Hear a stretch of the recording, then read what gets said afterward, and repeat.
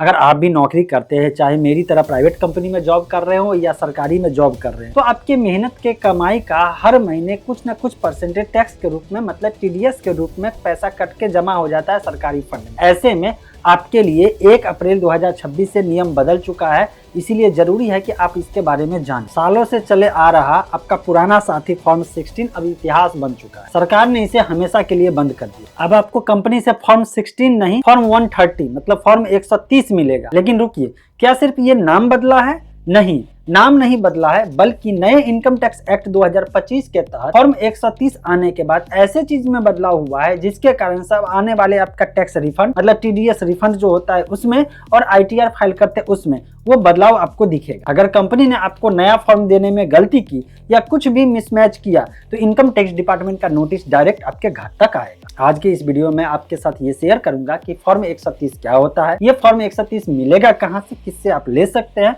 और साथ ही साथ ये नए इनकम टैक्स एक्ट में फॉर्म 16 को हटा करके फॉर्म 130 लाने के बाद ये पेंशन और बुजुर्ग के लिए क्या ऐसा चेंजिंग कर दिया गया जिसके बारे में जानना बहुत जरूरी है। सबसे पहले तो यही समझते हैं कि आखिर सरकार को फॉर्म 16 बंद करने की जरूरत क्यों पड़ गई। देखिए, फॉर्म 16 आपको कंपनी देती थी जिसमें आपके पूरे साल का सैलरी स्टेटमेंट, या मतलब कि सैलरी और उस सैलरी के बेस पे कितना टीडीएस काटा गया, ये सारे चीज मेंशन होता था। लेकिन यहाँ पे दिक्कत ये होती थी कि जिस समय आप आईटीआर फाइल करते थे उस समय कंपनी के द्वारा दिया गया डेटा और सरकार के पास जो डेटा है जिसमें मिसमैच होता था, और जैसे ही मिसमैच होता था तो आपके पास सरकार, मतलब इनकम टैक्स डिपार्टमेंट, नोटिस भेज देती थी क्योंकि वो डेटा में मिसमैचिंग हो गया। अब इसी झंझट को हमेशा के लिए खत्म करने के लिए सरकार ने फॉर्म 16 को बंद किया और फॉर्म 130 मतलब फॉर्म 130 को इंट्रोड्यूस किया।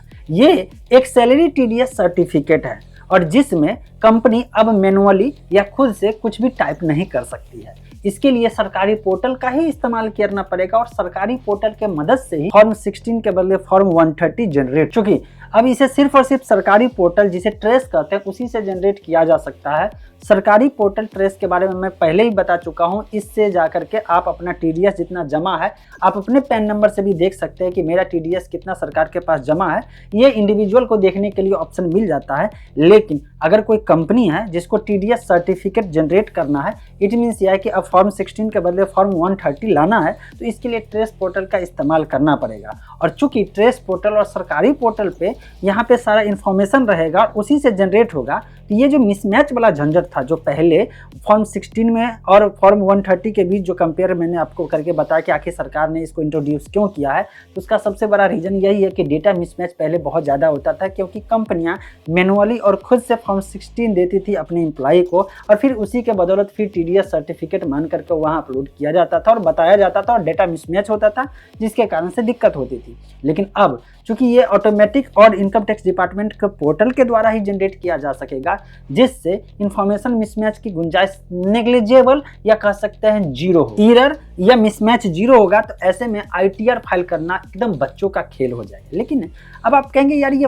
फॉर्म 130 दिखेगा कैसा, इसमें ऐसा कौन कौन सा सेक्शन होगा। तो देखिए, फॉर्म 16 में पहले 2 पार्ट होता था, लेकिन इस बार फॉर्म 130 में 3 पार्ट रखा गया है और तीनों पार्ट को समझते हैं कि आखिर उसमें कौन कौन सा उस सेक्शन में रहेगा। पार्ट 1 में रहेगा आपकी और आपकी कंपनी या आपके एम्प्लॉयर जो है, चाहे प्राइवेट में हो तो कंपनी और सरकारी में है तो डिपार्टमेंट रहेगा, उसका पूरा डिटेल रहेगा, बेसिक से पूरा डिटेल रहेगा। जैसे आपका है तो आपका पैन नंबर, आपका एड्रेस एक्सेट्रा रहेगा और आपके एम्प्लॉयर का भी वहाँ पे डिटेल रहेगा। पार्ट 2 जिसमें आपके पूरे सैलरी का समरी रहेगा, वहाँ साफ साफ लिखा रहेगा कि आपने पूरे साल में कितना सैलरी पाया और इसके साथ साथ ये लिखा रहेगा कि वो सैलरी के बेस पे आपका कितना टीडीएस सरकार के पास जमा हो। और पार्ट सी जो तीसरा है, ये बहुत जरूरी इंपॉर्टेंट हिस्सा है, इसमें आपके टैक्सेबल इनकम का पूरा डिटेल रहेगा। जैसे कि आपने कौन कौन सा क्लेम लिया है, यहाँ पे एचआरए क्लेम लिया है, आपके पास एटीसी का कौन कौन सा डिटेल्स है वो क्लेम आपने लिया है, होम लोन लिए हुए हैं उस पर जो ब्याज का छूट है वो लिए है, मतलब कि पूरा का पूरा आपका जो डिडक्शन हो गया वहाँ पे